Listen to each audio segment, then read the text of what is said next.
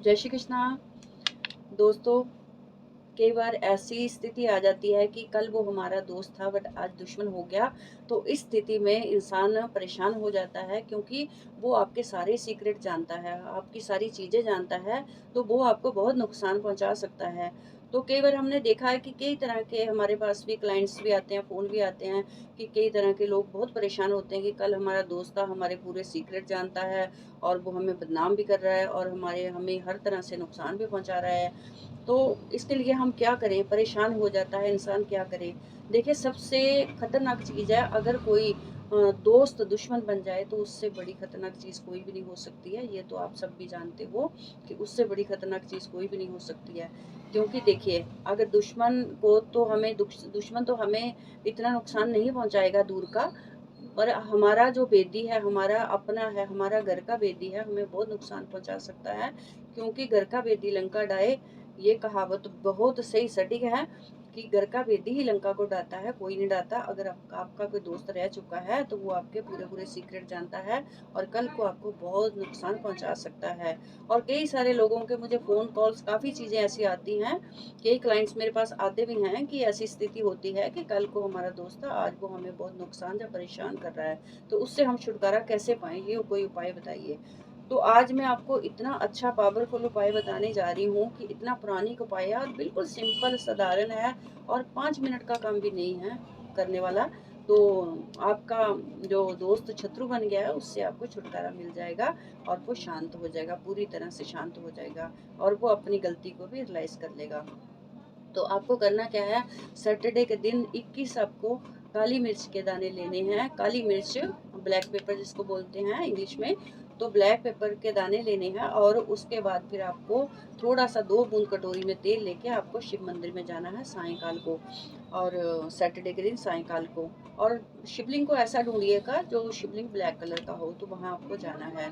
और वहाँ जाके आपको शत्रु का नाम लेते हुए एक एक दाना चढ़ाते जाना है और उसका नाम बोलते जाना है। और बाद में लास्ट में आपको जो 2 बूंद तेल की उसके ऊपर गिरानी है।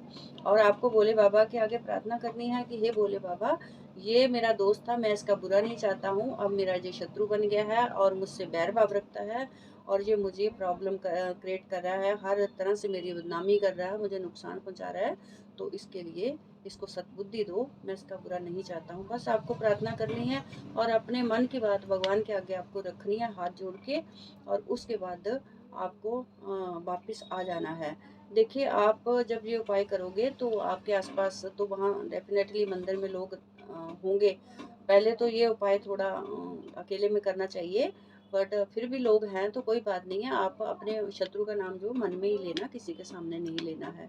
तो ये उपाय करके आप वापस घर आओगे और आप देखोगे कि कई बार तो 24 घंटों के अंदर ही इसका असर होना शुरू हो जाता है कि आप देखोगे कि आपका शत्रु शांत हो गया और बिल्कुल वो अपनी चीज़ों को, अपनी गलतियों को रियलाइज़ करने लग गया है और आपको वो फिर से आपसे दोस्ती करने के लिए रेडी हो गया है। तो आप देखोगे कि कितनी जल्दी इसका अच्छा प्रभाव होता है। और कहते हैं काली मिर्च के बहुत सारे उपाय हैं और बहुत अद्भुत चीज़ है काली मिर्च। उसके उपाय बहुत अच्छे हैं और बहुत ही पावरफुल उपाय हैं, मैं आगे बताऊंगी। रोग के लिए भी काली मिर्च बहुत कारगर है और उपाय बहुत अच्छे हैं इसके, बहुत तरह तरह के उपाय। हम देखो, हमारे किचन में कितनी सारी चीज़ें हैं जो उनसे हम कितने सारे उपाय कर सकते हैं। उपाय ये काम करते हैं। कई लोग कहते हैं कि ये जी उपाय काम नहीं करते हैं, टोटके काम नहीं करते हैं, उपाय काम नहीं करते हैं। उपाय काम करते हैं, पर आप सही ढंग से करोगे। अगर आपको उपाय करते हुए कोई टोक दे तो उस उपाय को वहीं छोड़ दें, क्योंकि दोबारा फिर वो उपाय कर ले, रिपीट कर ले। अगर उसको बीच में से आपको कोई टोक दे तो उस उपाय को छोड़ दें, वो नहीं लगेगा। और अगर आपको जाते हुए भी कोई टोक दे, एक तो आप उपाय करने जाओ, मंदिर जाओ, कहीं जाओ, तो कोई आपको टोक दे, जा आप को कोई पूछ ले कि क्या करने जा रहे हो, जा आप किसी को भी उसका अदरवाइज कोई आंसर ना दें, चुपचाप निकल जाएं।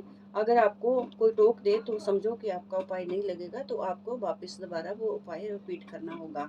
तो बस इतनी सी बात है और कुछ नहीं है। तो उपाय काम करते हैं। ये पौराणिक उपाय हैं और बहुत अच्छे उपाय हैं, आप करके देखिए। कुछ ज़्यादा कुछ खर्चे वाली चीज़ भी नहीं है और कोई ज़्यादा टाइम भी नहीं लगेगा और आपकी प्रॉब्लम का हल भी हो जाएगा।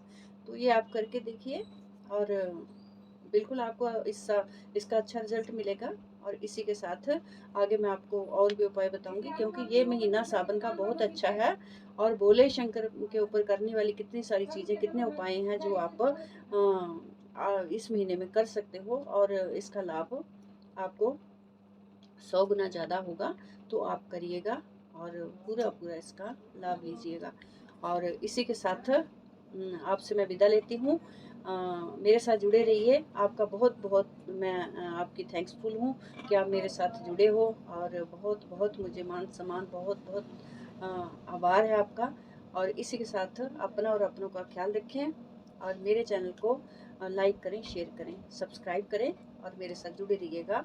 और अब मैं आपसे विदा लेती हूँ। अपना ध्यान रखें, अपनों का ध्यान रखें। जय श्री कृष्ण।